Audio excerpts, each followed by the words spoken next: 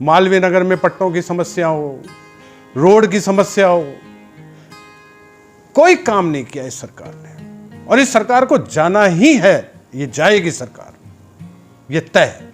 मतलब कर्नाटक का चुनाव परिणाम ये आने के बाद में भी आप इतने विश्वास के साथ कह रहे हैं कि ये सरकार जाएगी? मैं आपको 100% कह रहा हूं, ये सरकार 100% जाएगी।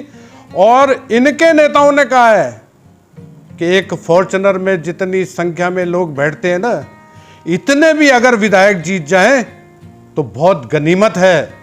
इतने भी विधायक नहीं जीतेंगे। नमस्कार, मैं संजय सनम, डिजिटल फर्स्ट न्यूज के सभी व्यूअर्स का हृदय से सादर अभिवादन। दोस्तों, बात करेंगे राजनीति की। राजस्थान की गुलाबी नगरी जयपुर, राजस्थान की राजधानी जयपुर में, और जैसा कि आप जानते हैं कि राजस्थान विधानसभा चुनाव 2023 का काउंटडाउन शुरू हो चुका है और कर्नाटक का चुनाव परिणाम आने के बाद सबकी निगाहें राजस्थान की सियासत पर जोर से पड़ रही है। वैसे देखा जाए, कांग्रेस को थोड़ा सा फायदा है मनोवैज्ञानिक, भारतीय जनता पार्टी के सामने थोड़ी चुनौती है, और दोनों ही परिवारों में, दोनों ही पार्टियों के परिवारों में अंतर्द्वंद है। ये जग जाहिर है। चुनाव होने में 5-6 महीने का समय बाकी है और इस वक्त दोनों पार्टियों के प्रत्याशी टिकट की जुगाड़ में है और कार्यकर्ताओं को तैयार करने की होड़ में है। मौसम का तापमान गर्म है, लेकिन सच कहता हूं, राजस्थान की सियासत का तापमान राजस्थान के मौसम के तापमान से ज्यादा गर्म है। जी हाँ, मेरे साथ कैमरे में आप जिस शख्सियत को देख रहे हैं, वो वक्त हमारे साथ राजस्थान भारतीय जनता पार्टी का एक कद्दावर युवा नेता, जिसने पार्टी के संगठनों में समय समय पर अपनी जिम्मेदारी को बखूबी निभाया है।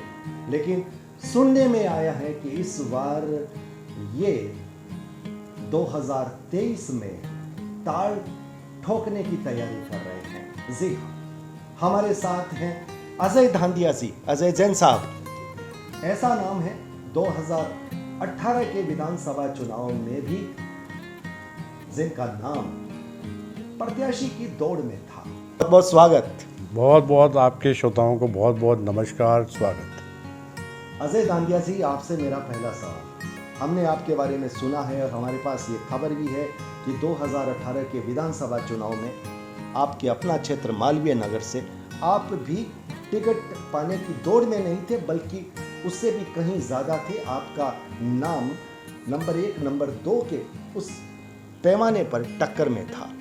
इस बार 2023 में क्या एक बार फिर यह नाम सिर्फ पर्चे में रहना है या फिर धरातल में चुनावी लड़ाई में उतरता हुआ दिखना है? मेरा सीधा सा सवाल है।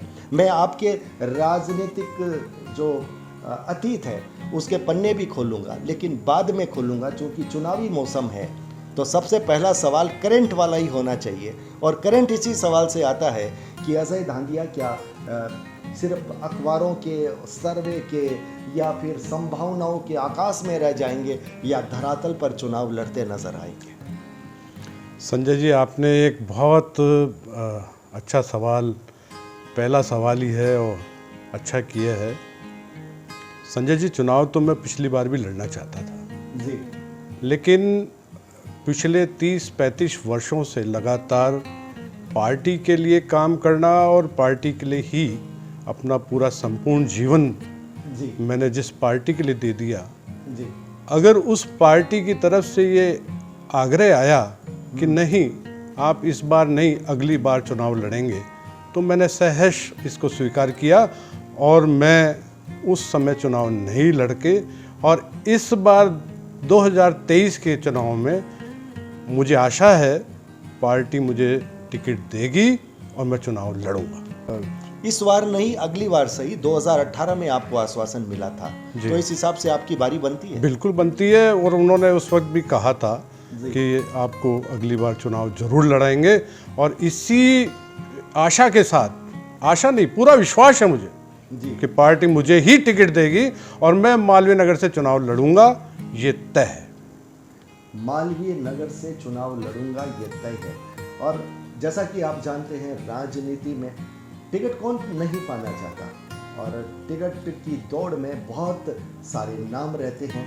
कई बार कद्दावर नेता उम्र के मोड़ पर पार्टी के नियम कानून उस परिधि में आ जाते हैं, इसलिए फिर नए नामों की खोज होती है। मुझे लगता है आपके इस क्षेत्र में भी कुछ ऐसा ही माहौल चल रहा है और युवा नेताओं के नाम की कहीं ना कहीं खोज हो रही है।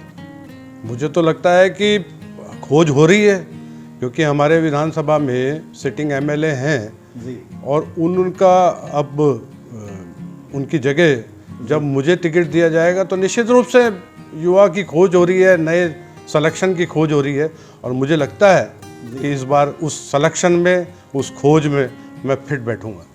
अजय जी, आप जैन समाज से आते हैं। जैन समाज संख्या बल के हिसाब से चुनाव जिताने वाला समाज नहीं कहा जा सकता। सामाजिक सेवा के हिसाब से, अर्थ के हिसाब से जैन समाज अपने आप में एक अव्वल स्थान रखता है, सबसे अग्रिम पंक्ति में खड़ा होता है। तो कई बार ये कहा जाता है कि जिस प्रत्याशी के पास अपने समाज के वोट अधिक नहीं होते वो चुनाव भला कैसे जीत सकता है। यद्यपि आपके अपने चुनावी क्षेत्र में जैन समाज का वर्चस्व है। जी, जैन समाज की तादाद कितनी है, वोटों में कितनी कन्वर्ट होती है? लगभग 45-50 हज़ार के करीब हैं। 45-50 हज़ार वोट जैन समाज के बहुत महत्वपूर्ण हैं और ये तो बड़ा उलटफेर कर सकते हैं। किसी को जिताने में, हराने में तो 5 से 10 हज़ार की वोटिंग भी महत्वपूर्ण होती है और 50 हज़ार की संख्या तो किसी भी प्रत्याशी के लिए उसका एक जनाधार बन सकती है और उसका एक आधार बन सकती है चुनाव लड़ने का। तो आपको क्या लगता है कि सामाजिक ताने बाने, सामाजिक जो जोड़ घटाव की स्थिति है, उसमें भी जैन समाज के प्रत्याशी को ये संभावना बलवती मिल रही है? उस परिधि में भी आप खड़े होते नजर आ रहे हैं, सटीक लग रहे हैं? मैं इस बात को थोड़ा सा इस तरह से कहना चाहूँगा कि जैन समाज को भी टिकट मिलना चाहिए, लेकिन मेरे साथ 36 कौम के समर्थन है। 36 कौम के जो लोग हैं वो मेरे को चुनाव लड़ाने के लिए तैयार हैं। मैं 36 कौम को साथ लेकर चुनाव लड़ना चाहता हूँ, ये मेरा आग्रह है। बड़ा जवाब, शानदार जवाब आपका। आपने जैन समाज की महत्ता को भी स्वीकार किया, जिस समाज से आप आते हैं उस समाज की महत्ता को भी स्वीकार किया। लेकिन प्रत्याशी किसी एक समाज का नहीं होता, प्रत्याशी अपने विधानसभा क्षेत्र के सभी समाजों का होता है और सभी समाजों का सम्मान मिले, समर्थन मिले, स्नेह मिले, वही प्रत्याशी लोकप्रिय कहा जाता है। तो आपने ये जो जवाब दिया वो जवाब कहीं ना कहीं आपके सभी समाजों के प्रति समर्पण की भावना को बताता है। आगे बढ़ने से पहले मैं आपसे ये सवाल करना चाहता हूँ, यद्यपि पार्टी ने आपको कहा था, जैसा कि आप कह रहे हैं कि इस बार नहीं अगली बार सही, इन 30-35 वर्षों के अतीत के उन पन्नों में आपने क्या क्या किया, थोड़ा सा परिचय हमारे व्यूवर्स को भी मिले जो राजनीति को, राजस्थान की राजनीति को थोड़ा बहुत समझने की कोशिश कर रहे हैं। अजय धांधिया जी को पार्टी टिकट दे तो क्यों दे? इसका जवाब क्या अजय धांधिया जी दे? संजय जी, जो ये अगर और मगर वाला जो है उस पर तो मैं पढ़ना नहीं चाहता, लेकिन ये बिल्कुल तय है, लगभग 30-35 वर्षों से लगातार पार्टी के लिए, राजस्थान की जनता के लिए, जयपुर की जनता के लिए लगातार लगा रहा हूँ। पार्टी के लिए हर मंच पे काम किया है। कैसा भी पार्टी ने काम दिया है वो मैंने करके उनको दिया है और उसमें पूरा अपना जितना जान लगा सकता था वो मैंने लगाई और मैंने पार्टी के लिए हमेशा काम किया है। तो उस आधार पर आपको लगता है कि आपने पार्टी की संगठनात्मक रूप से पार्टी ने जहां जहां आपको जिम्मेदारी दी उसको आपने पूरा किया। अब आप ये चाहते हैं कि पार्टी सीधे तौर पर जनता का प्रतिनिधि बनने का भी आपको मौका दे और जनता की सेवा आप सीधे तौर पर कर सके। मुझे विश्वास है पार्टी ये जिम्मेदारी मुझे जरूर देगी और पार्टी ये जिम्मेदारी आपको जरूर देगी, ये बात तो ठीक है, लेकिन 2023 में ही दे देगी, ये क्या विश्वास के साथ कह सकते हैं? मैं चुनाव लड़ूंगा, ये ऐसा विश्वास है। मैं चुनाव लड़ूंगा, ये विश्वास है। मैं चुनाव लड़ूंगा, ये विश्वास है। ये जो बयान है बड़ा गंभीर है और बड़ा वजनदार है, क्योंकि पार्टी टिकट देगी ये विश्वास है, लेकिन मैं चुनाव लड़ूंगा ये संकल्प है। अब संकल्प और विश्वास जब साथ में जुड़ते हैं तब फिर परिणाम घटित होता है। इसलिए मालवीय नगर के लिए एक खबर है, ये ब्रेकिंग न्यूज है। अजय धांधिया जी एक बात को बड़ी जिम्मेदारी के साथ कह रहे हैं कि पार्टी टिकट देगी, ये विश्वास है, मैं चुनाव लड़ूंगा, ये उनका संकल्प है। ये बात बड़ी गंभीर है और राजनीतिक समीकरण यहां से बहुत कुछ बन रहे हैं। अब आप मुझे ये बताइए, आप चुनाव लड़ेंगे, मान लिया पार्टी ने आपको टिकट दिया और जैसा कि आपने कह दिया कि मैं चुनाव लड़ूंगा, तो कैसी भी स्थिति हो आप चुनाव लड़ेंगे, हम मानकर चलते हैं। आप चुनाव लड़ने के लिए जा रहे हैं, मालवीय नगर के लिए आपके मन में क्या योजना है, क्या मिशन है, क्या विजन है, क्या करना चाहते हैं? देखिए संजय जी, पिछले 5 साल से जी राजस्थान में जिस तरह की सरकार चल रही है, और वो सरकार चल कहाँ रही है, होटलों में घूम रही है और उनके नेताओं के बीच में इतने डिफरेंसेस हैं जी कि मैं ये मान के चलता हूँ कि राजस्थान में पिछली वसुंधरा राजे सरकार ने जो काम किए थे, अगर वो उन कामों को भी कंटिन्यू करते और उनको ढंग से करते तो आज राजस्थान और भी आगे बढ़ सकता था। लेकिन इन लोगों ने आने के बाद सिवाय होटलों में घूमने के अलावा और इनके डिफरेंसेस के कारण पूरे राजस्थान में, मैं जयपुर ही नहीं कह रहा हूँ, पूरे राजस्थान में कोई काम नहीं हुआ। हम बहुत पीछे चले गए। मैं अपने क्षेत्र की ही बात करूं, मालवीय नगर की। पिछली बार हमने मालवीय नगर में, हमारी सरकार ने रिकॉर्ड सड़कें बनाई थी जी, पर इस बार मालवीय नगर में बिल्कुल सड़कें नहीं बनी, टूटी फूटी सड़कें चल रही हैं। और मालवीय नगर की इतनी अनेक समस्याएं हैं, जिसमें पट्टे, झालाना के पट्टे जैसी, नियमन जैसी कई समस्याएं जी इस सरकार ने देखा तक नहीं है।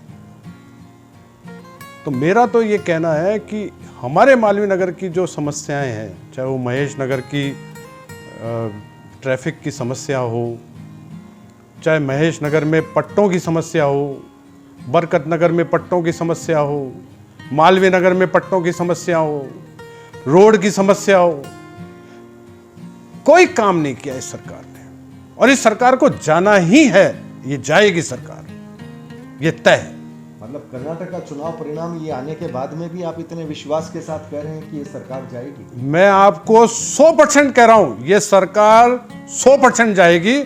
और इनके नेताओं ने कहा है कि एक फॉर्च्यूनर में जितनी संख्या में लोग बैठते हैं ना, इतने भी अगर विधायक जीत जाएं तो बहुत गनीमत है। इतने भी विधायक नहीं जीतेंगे। पिछली बार इनके 18 विधायक जीते थे और इस बार मुझे लगता है वो 18 भी नहीं होके 6 या 8 विधायक जीत जाए, बहुत बड़ी बात है। 6 से 8 विधायक ही? बिल्कुल, मैं कह रहा हूं, इतनी जनता परेशान है। आज राजस्थान में सबसे महंगा पेट्रोल है, आज राजस्थान में सबसे महंगी बिजली है। अरे राहत कैंप लगा रहे, एक महीने में 1 रुपए 5 पैसे बिजली बढ़ा दी, लोगों को पता ही नहीं लगा वहां राहत कैंप है कहां। सिर्फ बेवकूफ बनाने के अलावा मुख्यमंत्री जी कोई काम नहीं कर रहे।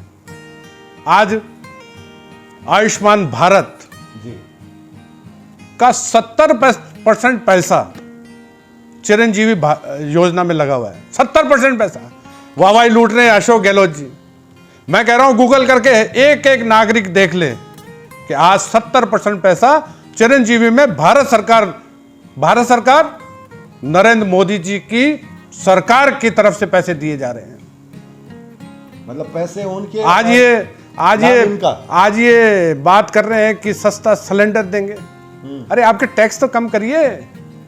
और आप, अच्छा राहत कैंप में आप क्या पूछ रहे हैं कि भाई आपका कनेक्शन कौन सा है, उज्ज्वला योजना का कनेक्शन है क्या, तो आप 500 रुपए में सिलेंडर ले जाइए। इसका मतलब क्या हुआ कि केंद्र सरकार की जितनी योजना है, चाहे उज्ज्वला योजना हो, चाहे वो जनधन खाते की योजना हो, चाहे वो मुद्रा योजना हो, जी ऐसी अनेक योजना जो भारत सरकार की तरफ से चली रही है, उसके कारण ही आज राजस्थान में जो ये लोगों को राहत मिल पा रही है, वो सिर्फ केंद्र की योजनाओं के कारण मिल रही है। अन्यथा इनकी योजना के कारण कोई राहत नहीं है। ये सिर्फ राहत के नाम पे कैंप कर रहे हैं संजय जी। केंद्र की योजना का क्या नाम भी परिवर्तन करके हो रहा है? कर रहे हैं ना। मैं कह रहा हूं 70% पैसा चिरंजीवी में डाल रखा है। आप पता कर लीजिए।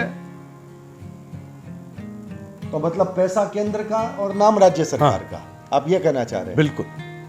अब पेट्रोल है जी, पेट्रोल सबसे महंगा यहां है। आप क्यों नहीं कम करते हो? कौन सी राहत दे रहे हो आप? तो पेट्रोल की बात जब आप कर रहे हैं तो केंद्र सरकार बिजली आज दिल्ली के अंदर 5 रुपए, आप यहां 8.5 रुपए दे रहे हो। ये कौन सा मैं ये पूछ रहा हूं, कौन सा राहत कैंप है ये? कौन सी राहत दे रहे हो आप? मैं समझता हूं संजय जी, मैं इसलिए उद्वेलित हूं इस बात को लेके कि ये सरकार पिछले 5 साल तक सिर्फ और सिर्फ जनता को बेवकूफ बना रही है। कोई काम नहीं किया इन्होंने। जयपुर शहर में कोई काम नहीं किया। जयपुर को 2 हिस्सों में बांटने का काम किया, जो ये घबरा गए हैं, अभी तक कर नहीं रहे हैं। जिले बना दिए, जिले बना रहे, कह रहे हैं जयपुर को 2 जिला बनाते हैं। अरे क्यों बना दोगे यार? इस राजधानी को कैसे पहचानेगा? आज ये पिंक सिटी के नाम से मशहूर है, और भारत में ही नहीं, विदेशों में भी पिंक सिटी के नाम से मशहूर है। इसको 2 भाग कर देंगे आप। क्यों कर देंगे? क्या आपने जनता को पूछा था क्या? ऐसी कई चीजें हैं संजय जी। मैं अभी बात करने लगूंगा, बताने लगूंगा। 4 साल से गाड़ी परेशान है ये जनता तो के। आपको लग रहा है कि अशोक गहलोत सरकार के विरोध में हवा चल रही है? आपको लग रहा है? 100%। आप किसी से पूछ लो, अगर किसी से कोई किसी भी जनरल आदमी से पूछो, वो ये कहेगा नहीं, अगली बार सरकार भारतीय जनता पार्टी की बनेगी, अशोक गहलोत की सरकार नहीं बनने वाली है। आपने तो सिर्फ फॉर्चून कार ही भरी इनकी, हाँ, बाकी चीजें खाली कर दी सारी। खत्म, फ्री है ये नवंबर के चुनाव में फ्री हो जाएंगे, ये मेरा दावा है।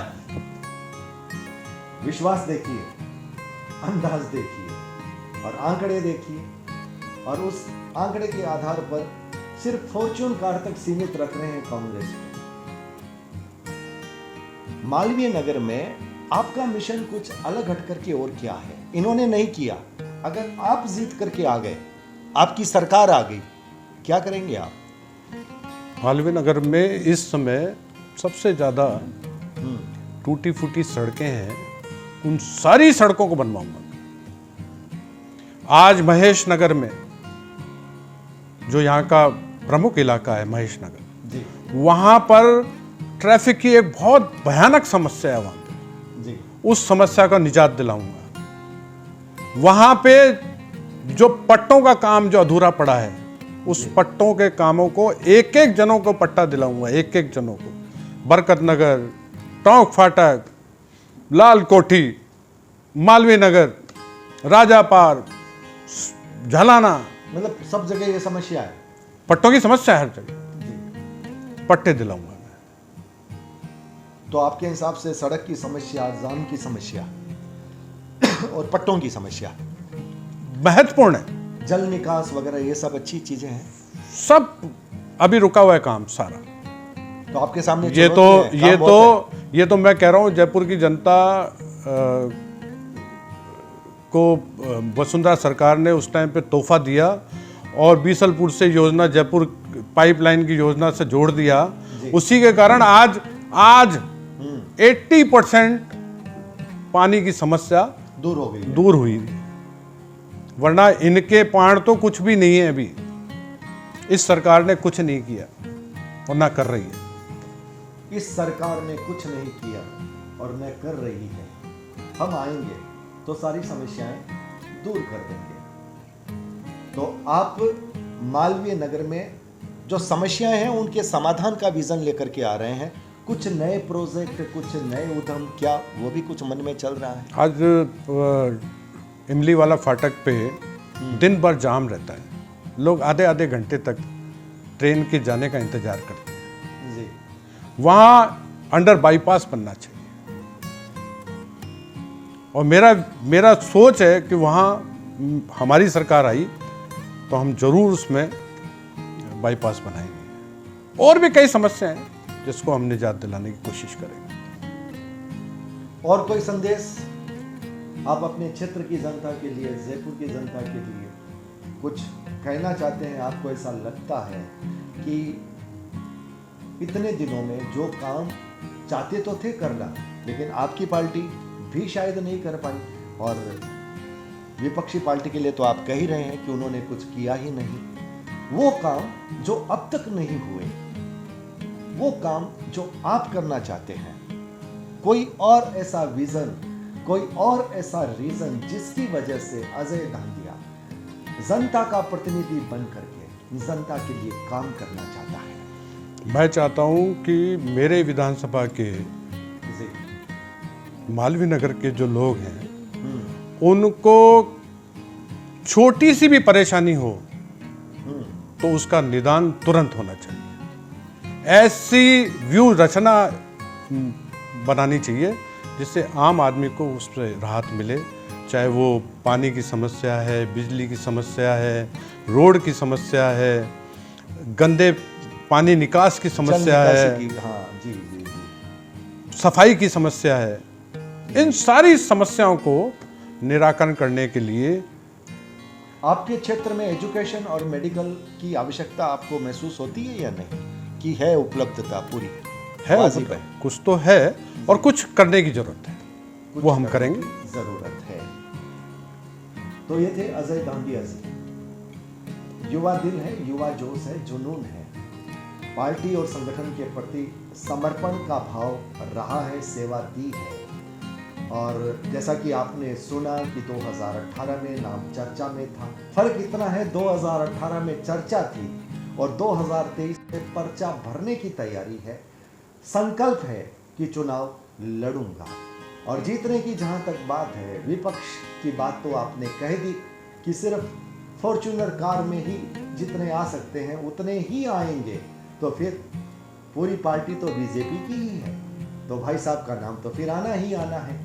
तो अजय धांधिया जी के संकल्प की बात, मन के मिशन की बात, विजन की बात और चुनाव लड़ने के रीजन की बात आज के इस साक्षात्कार में आने वाले दिनों में जैसे जैसे सियासी पारा गर्म होगा, जैसे जैसे संभावनाओं के आकाश में बदलियां नई नई आएगी, हम मौसम के उन्हीं अनुमानों के साथ सियासत के मौसम के अनुमान को आप तक पहुंचाने की कोशिश करेंगे। तो आज सबसे पहले आभार अजय जी का, जिन्होंने व्यस्त समय में अपना समय दिया और हमारे साथ जुड़े, अपने मन की बात डिजिटल फर्स्ट न्यूज़ के प्लेटफॉर्म के माध्यम से आप तक पहुंचाने की कोशिश की। जिम्मेदारी आपकी कि वीडियो को लाइक कीजिएगा, शेयर कीजिएगा। चैनल पर अगर नए आए हैं तो सब्सक्राइब करना बिल्कुल मत भूलिएगा। याद रखिएगा, आने वाले दिनों में राजस्थान के चुनाव की संभावनाओं के आकाश में नई नई संभावनाएं खोज कर हम विश्लेषण के साथ आप तक पहुंचाएंगे। अगर राजस्थान के चुनाव परिणाम से, सियासत जोड़ घटाव से आप वाकिफ होना चाहते हैं तो फिर आपको हमारे साथ जुड़ना ही पड़ेगा।